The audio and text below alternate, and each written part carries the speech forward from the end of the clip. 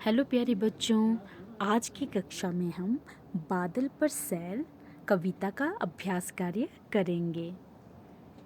प्यारे बच्चों, आपके अभ्यास कार्य का पहला प्रश्न है, निम्न वाक्यों में सही या गलत चिन्ह लगाइए। तो बेटा आपको नीचे कुछ वाक्य दिए गए हैं, आपने वाक्यों को ध्यान से पढ़ना है और वाक्य पढ़ने के बाद आपने इन डिब्बों में सही या गलत का चिन्ह लगाना है।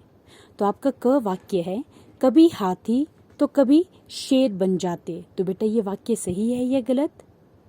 शाबाश, ये वाक्य क्या है? गलत है। तो आप यहाँ पर गलत का चिन्ह लगाओगे। तो बेटा ये वाक्य गलत क्यों है? क्योंकि हमने कविता में क्या पढ़ा था? कभी हाथी तो कभी घोड़ा बन जाते। तो यहाँ पर शेर की जगह क्या आना था? घोड़ा आना था। तो इन्होंने क्या लिखा है? यहाँ पे शेर लिखा है, इसलिए ये वाक्य क्या है? गलत है। तो हमने यहाँ पर गलत का चिन्ह लगाया।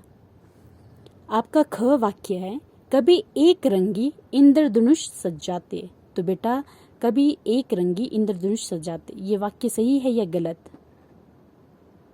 शाबाश, ये वाक्य गलत है। तो हम यहाँ पर गलत का चिन्ह लगाएंगे। तो बेटा ये वाक्य गलत क्यों है? क्योंकि इंद्रधनुष एक रंग का नहीं होता है। तो बेटा इंद्रधनुष में कितने रंग होते हैं? शाबाश, इंद्रधनुष में 7 रंग होते हैं।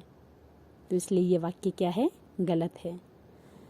आपका ग वाक्य है, पानी के ये संगी साथी। तो बेटा ये वाक्य आपका सही है या गलत? शाबाश, ये वाक्य क्या है? गलत है, इसलिए आप यहाँ पर गलत का चिन्ह लगाओगे। तो बेटा ये वाक्य गलत क्यों है? क्योंकि हमने कविता में क्या पढ़ा था? बादल किसके संगी साथी हैं? शाबाश, बादल हवा के संगी साथी हैं। तो यहाँ पर पानी लिखा है, इसलिए ये वाक्य क्या है? गलत है। आपका घ वाक्य है, धरती पर ना पैर धरूं। तो बेटा ये वाक्य सही है या गलत? शाबाश, ये वाक्य क्या है? सही है, इसलिए हम यहाँ पर सही का चिन्ह लगाएंगे। आपका ड वाक्य है, कितने सुंदर कितने काले। तो बेटा कविता में हमने क्या पढ़ा था? कितने सुंदर कितने काले। क्या ये वाक्य सही है या गलत? शाबाश, ये वाक्य गलत है। तो आप यहाँ पर गलत का चिन्ह लगाओगे। तो बेटा सही वाक्य क्या होना था? कितने सुंदर कितने न्यारे। तो काले की जगह क्या आना था? न्यारे। तो यहाँ पर काले लिखे हैं, इसलिए ये वाक्य क्या है? गलत है, इसलिए हमने यहाँ पर गलत का चिन्ह लगाया। आपका च वाक्य है, उनके संग में भी उड़ जाऊं। तो बेटा उनके संग में भी उड़ जाऊं, ये वाक्य सही है या गलत? शाबाश, ये वाक्य सही है, इसलिए आप यहाँ पर सही का चिन्ह लगाओगे। आपका दूसरा प्रश्न है, खाली स्थान भरिए। तो चलिए बेटा कविता की सहायता से हम इन खाली स्थानों को भरते हैं। तो मैंने पहले से ही ये खाली स्थान भर दिए हैं।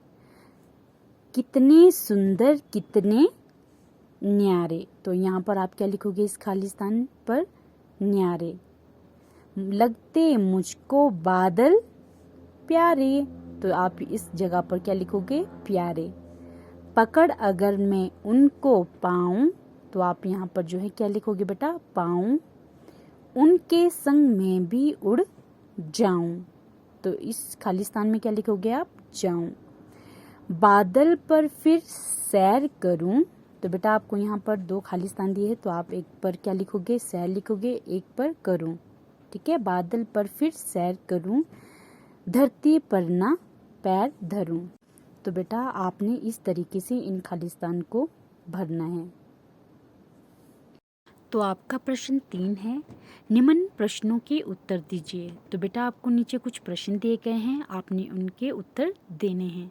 तो आपका क प्रश्न है, बादल कैसे लगते हैं। तो बेटा बादल कैसे लगते हैं? तो आप इसका उत्तर लिखोगे, बादल कभी घोड़ा तो कभी हाथी लगते हैं। आपका ख प्रश्न है, बादल किससे सज जाते हैं। तो बेटा बादल किससे सज जाते हैं? तो आप इसका उत्तर लिखोगे, बादल इंद्रधनुष से सज जाते हैं। आपका ग प्रश्न है, बादल हवा के संगी साथी क्यों हैं। तो बेटा बादल हवा के संगी साथी क्यों हैं? तो आप इसका उत्तर लिखोगे, बादल उधर उड़कर जाते हैं जिधर हवा ले जाती है। प्यारे बच्चों, आपके भाषा विकास का पहला प्रश्न है, निम्न में सही या गलत चिन्ह लगाइए। तो आपको नीचे कुछ शब्द दिए गए हैं, साथ में उनके अर्थ दिए गए हैं। आपने बताना है कि इन शब्दों के ये अर्थ सही हैं या गलत हैं। तो आपका क शब्द जो है वो है धरती। धरती का अर्थ है ज़मीन। तो बेटा धरती का अर्थ ज़मीन होता है? जी हाँ। तो ये क्या है? ये सही है। तो आप यहाँ पर सही का चिन्ह लगाओगे। आपका ख में जो शब्द दिया गया है वो है बादल। तो बेटा बादल का अर्थ है बारिश। तो बादल का अर्थ बारिश होता है? जी नहीं। तो ये क्या है? गलत है। तो आप यहाँ पर गलत का चिन्ह लगाओगे। सतरंगी। सतरंगी का अर्थ है नारंगी। तो बेटा सतरंगी का अर्थ नारंगी होता है? जी नहीं। इसलिए ये क्या है? गलत है। तो आप यहाँ पर गलत का चिन्ह लगाओगे। आपका घ शब्द है साथी। साथी का अर्थ है मित्र। तो बेटा साथी का अर्थ मित्र होता है? जी हाँ। इसलिए आप यहाँ पर सही का चिन्ह लगाओगे। आपका ड शब्द है पाँव। पाँव का अर्थ है पाँव। तो बेटा पाँव का अर्थ पाँव मतलब पैर होता है? जी नहीं। तो ये क्या है? ये गलत है। आप यहाँ पर गलत का चिन्ह लगाओगे। आपका च शब्द है जाऊं। जाऊं का अर्थ है जाना। तो बेटा जाऊं का अर्थ जाना होता है? जी हाँ। तो ये सही है। तो आप यहाँ पर सही का चिन्ह लगाओगे।